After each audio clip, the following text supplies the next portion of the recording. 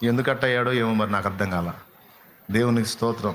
Thomas అంటే తోమా కొడుకు నాగరాజు ఎందుకు అయ్యాడు? సరే, తర్వాత ఆలోచిద్దాం.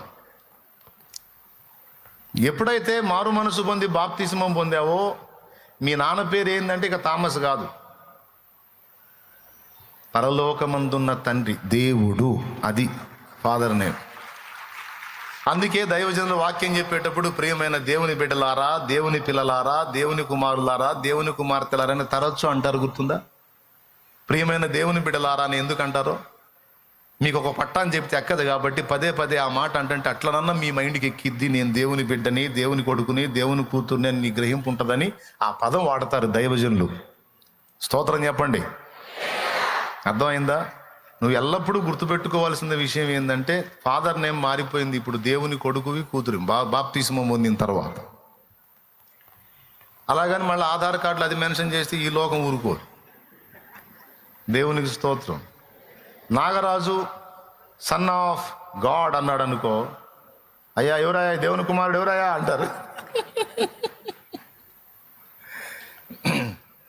కాబట్టి ఆధార్ కార్డులో థామసే ఉంటాడు, కానీ అసలు కార్డులో మాత్రం దేవుడు ఉంటాడు.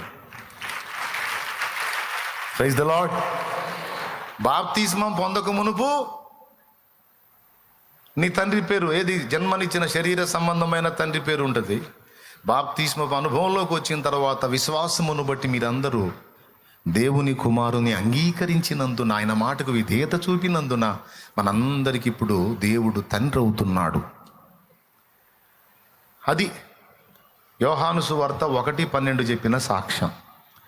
తన్ను ఎందరు అంగీకరించిరో వారందరికీ దేవుని కుమారులగుటకు ఆయన అధికారమును అనుగ్రహించెను అన్నాడు. దాని అర్థం ఏంటి? యేసయ్యను ఎంతమంది అంగీకరించి ఒప్పుకొని చేర్చుకున్నారో, ఆయన మాట చొప్పున మారు మనసు పొంది బాప్తిస్మం పొందారో వాళ్ళకి ఏమేం ప్రయోజనాలు కలుగుతున్నాయంటే, నంబర్ 1, దేవుని కొడుకు కూతురు అయిపోతున్నారు. ఇక అప్పటి నుంచి బాధ్యత దేవుడు తీసుకుంటాడు. అంతకుముందు కూడా తీసుకున్నాడులే. రక్షణ పొందినాక మరీ శ్రేష్టంగా ఇక పూర్తిగా ఆయన స్వాధీనంలోకి వెళ్ళిపోతావు. అప్పటిదాకా ఒక మెట్టు, ఈ బాప్తిస్మపు ప్రక్రియ జరిగిన తర్వాత మరో మెట్టు. ఇది మొదటి లాభం, ఆయన కొడుకు కూతురు, ఆయన తండ్రి అయిపోతుంది.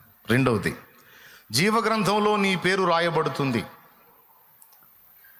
మూడవది, దేవుడు తన్ను ప్రేమించు వారికి వాగ్దానం చేసినటువంటి ఆ నిత్య జీవమును, నిరంతరం దేవునితో బ్రతికే జీవితాన్ని భవిష్యత్తులో నువ్వు సొంతం చేసుకుంటావు.